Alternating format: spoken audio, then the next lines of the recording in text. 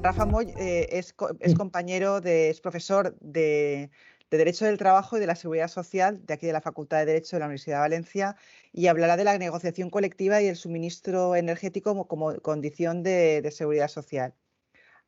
Perdón, como condición laboral. Perdonad. A ver, yo creo que Adelante.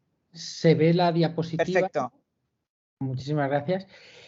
Bien, muchas gracias María José por la invitación y enhorabuena a todos los que me han precedido en el uso de la palabra.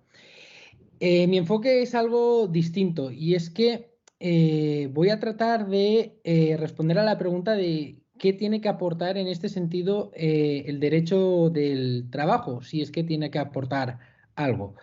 Y para responder a esa pregunta he estructurado en 4 puntos que trataré de ser muy breve mi presentación.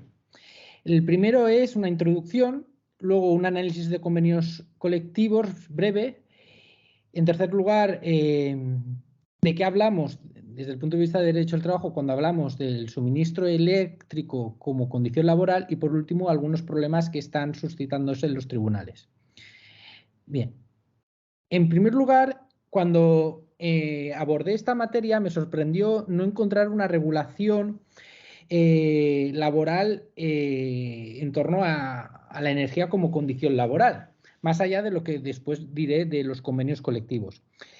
Pero es una materia en la que sí que hay una relación, o hubo una relación durante la etapa predemocrática, la dictadura, sí que ya se le prestaba atención y vinculaba el problema de la escasez de energía con el trabajo. Y en este sentido os he puesto tres imágenes, pero que hay muchas más. La primera que yo he detectado era un Real Decreto del 3 de agosto del año 45, luego se repitió en el año 48, luego en el año 53, más tarde en el año 57, que si bien se puede explicar por el aislamiento que en ese momento padecía España a consecuencia de la dictadura, no es menos cierto que cuando lees la exposición de motivos de estos decretos, leyes, se basa y constata que había una extraordinaria sequía en España y la dificultad de producir energía suficiente para algo tan simple como mantener las empresas abiertas. Claro, en la medida que se imponían en ese momento limitaciones en el consumo eléctrico, se elevó el desempleo muchísimo. Es más, se oficializó un tipo de ERTE que en España ahora está muy de moda, pues entonces ya se preveyeron ayudas para aquellas empresas que tenían que cerrar por no poder producir a consecuencia del precio de la energía o de la escasez directamente de la energía, ayudas que el empresario solicitaba al Estado para abonar los salarios de aquellas jornadas que los trabajadores no podían realizar porque las empresas estaban cerradas a consecuencia del precio de la energía. A partir de ahí, ya con la entrada democrática en España, el asunto se trasladó más bien a la negociación colectiva. En este sentido, son muchas las empresas energéticas las que contemplan, las que negocian dentro de su convenio colectivo de empresa una bonificación, una gratuidad en el consumo energético por parte de sus empleados. En la diapositiva veis el nombre de muchas de ellas y en la tabla siguiente me permito compartir toda la información que yo he sacado de las empresas con convenio colectivo vigente actual en las que se recoge alguna previsión en materia de suministro energético en favor de los trabajadores. No voy a detenerme a analizar cada una de ellas, pero sí yo en paralelo tengo la misma tabla subrayada y voy a resaltar, a destacar columna por columna, que son variables que yo he identificado que se van repitiendo, pues convenios en función de alguna peculiaridad.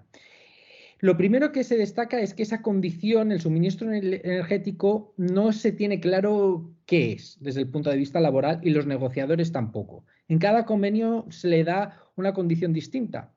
Por ejemplo, en el del convenio de la empresa de electricidad del Puerto Real, que es una empresa localizada en Cádiz, de producción local energética, se considera que, por un lado, es una mejora de la seguridad social, que la empresa mejora las previsiones que el Estado da en la seguridad social, pero también al mismo tiempo, para los trabajadores que en ese momento están prestando servicios, se considera retribución en especie.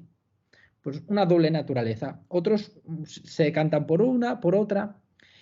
En la columna de beneficiarios, y esto es bastante interesante, aquí la variedad es bastante diferente.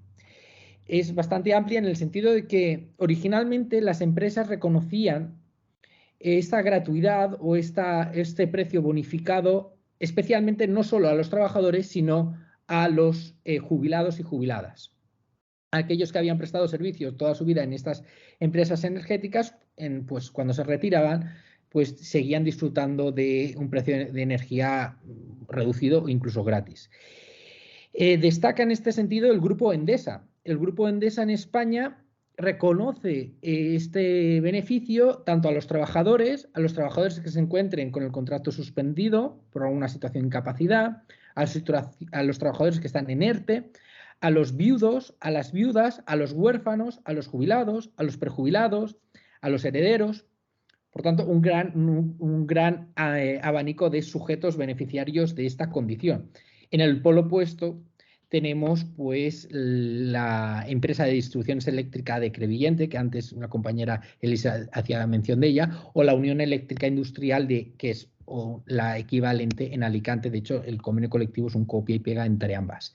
Aquí lo limitan mucho y los únicos beneficiarios son los trabajadores que presten servicios con contratos indefinidos y que además reúnan la condición de cabezas de familia, que tenga una familia dependiente de ese trabajador. Si no, no disfrutarían de ese beneficio. Si vamos a la columna de la cantidad, de nuevo la diversidad es amplia. Los más beneficiosos son, he detectado la electricidad del Puerto Real de nuevo, que da hasta 10.000 kilovatios por hora gratis al año, o contemplándolo con una terminología distinta, el grupo Iberdrola tarifica a sus trabajadores el precio del kilovatio hora a un precio de 0,0000901 euros hasta un tope de 30.000 kilovatios al año, que no está mal.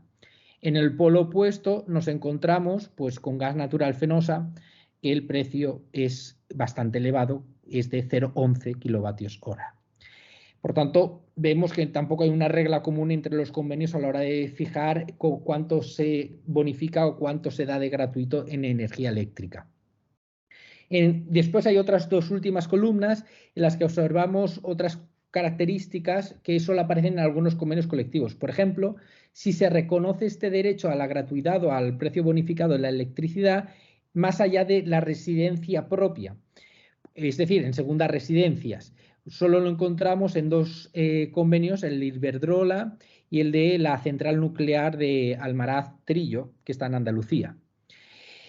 Y eso sí, después nos encontramos otra columna que trata de resolver un problema que luego ha aparecido en los tribunales. ¿Quién tiene que pagar el precio de los impuestos asociados a esa energía? Si el trabajador, que tiene la energía gratis, o la empresa, que se la da gratis, pero el Estado quiere cobrar los impuestos. Entonces, aquí algunos convenios colectivos todavía no dicen nada y hasta que los tribunales les condenen a los empresarios o a los trabajadores, luego lo veremos, pero otros han adelantado. Algunos más espabilados que otros. Por ejemplo, la central nuclear dice, todos los colectivos, todos los beneficiarios, es decir, me da igual que sea trabajador, jubilado, heredero, viudo, me da igual. Todos esos son los que van a soportar los impuestos y no la empresa. Otros dicen las personas trabajadoras, dando a entender que los viudos, los jubilados, etcétera, pues a lo mejor no son los que tienen que pagar, sino que es la empresa. Y muchos no dicen nada con los problemas que eso luego en la práctica, en la actualidad, está llevando. Si seguimos en la explicación, observamos, y voy rápido, que el principal problema que se plantea desde la perspectiva netamente jurídica, ya no tanto social, es cómo debemos entender esta condición. Es una condición laboral, pero es un pago del salario en especie, es una retribución extrasalarial porque no está retribuyendo el trabajo. Se trata de beneficios singulares, que no sé muy bien qué es eso, pero los tribunales manejan ese concepto solamente en este caso. Se trata de condiciones más beneficiosas otorgadas por el empresario, más allá de lo estrictamente necesario, o se trata de mejoras respecto de la protección social que da el Estado dentro del abanico de la seguridad social. Yo sé que a los juristas nos gusta detenernos mucho en la naturaleza jurídica de los conceptos, pero es que no es baladí porque en función de cómo se responda a esta pregunta las consecuencias son unas u otras. Y es curioso observar que no es hasta el año 2019, justo antes de la pandemia, cuando el Tribunal Supremo en España se posiciona o tiene ocasión de pronunciarse por primera vez al respecto. Y lo hace en una sentencia en la que no acaba resolviendo bien la incógnita de cuál es la naturaleza jurídica. Tenía pensado explicar el caso, pero voy a ir más breve, ya siendo la hora que es, y os adelanto que se decanta por considerar que se trata de una percepción salarial pagada en especie, pero no siempre y en todo caso, dependerá de cada una de las circunstancias, porque es evidente que los jubilados no cobran salario para pagarles salario en especie. Y la deja en el aire. Bien. Y luego acabo con, y no voy a explicar, como digo, la sentencia, pero acabo con otros conflictos que han ido surgiendo.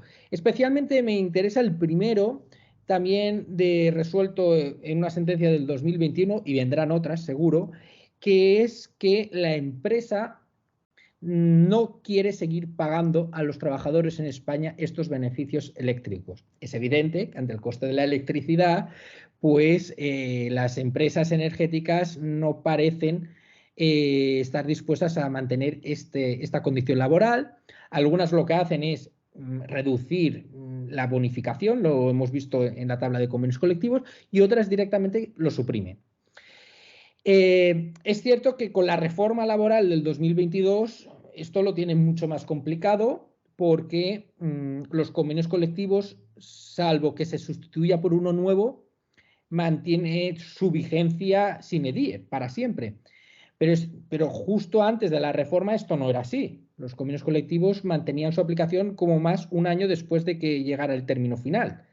Y precisamente aprovechándose de esta finalización absoluta del convenio colectivo, prevista hasta el 2022, pues muchas empresas que veían que la reforma iba a ser la que se ha convertido en España al final, decidieron dejar caer convenios, entre otras causas, para dejar de caer estas condiciones laborales energéticas. Y como consecuencia han sido muchos los jubilados y jubiladas y personal activo, pero afecta más a los mayores, porque no tienen posibilidad de buscarse otro trabajo, porque dependían de esta energía gratis o bonificada, los que han visto que tras esta sentencia del año 2021, dictada por un compañero antiguo de nuestra facultad y un director mío de tesis, Ángel Blasco, que fue el ponente, pues aplicando la ley en España en ese momento el resultado es que esa supresión era absolutamente válida y que lamentablemente estos colectivos ya no disfrutarán de energía bonificada o gratuita. Luego aparecen otros problemas, como veis, la energía y el derecho al trabajo es fuente de conflictos, y os he puesto simplemente dos más. Uno, como decía, a quién tiene que soportar el pago de los impuestos de esa energía, que no es una cuestión menor, y por otro lado, desde el punto de vista procesal, ¿quién conoce este asunto? Si el orden laboral, si se trata de impuestos, el contencioso, y va cambiando la respuesta. Y con esto, y para no robar más tiempo a nadie, os lo agradezco muchísimo y quedo a vuestra disposición. Pues muchísimas gracias, Rafa. Ha sido claro, al grano y como siempre, a ver, lo que está claro es que la energía es siempre fuente de conflictos en todos los ámbitos. Es decir, no solamente desde el punto de vista de los usuarios, sino las empresas con sus trabajadores está meridianamente claro y creo que es un tema a seguir explorando, Rafa. Creo que es el tema que debes seguir explorando dentro del proyecto este que, si no de derechos, sí que de hecho lo vamos a seguir desarrollando. Creo que sí, que vas a estar ahí, vas a estar ahí. Así que nada, muchísimas gracias. Me he quedado-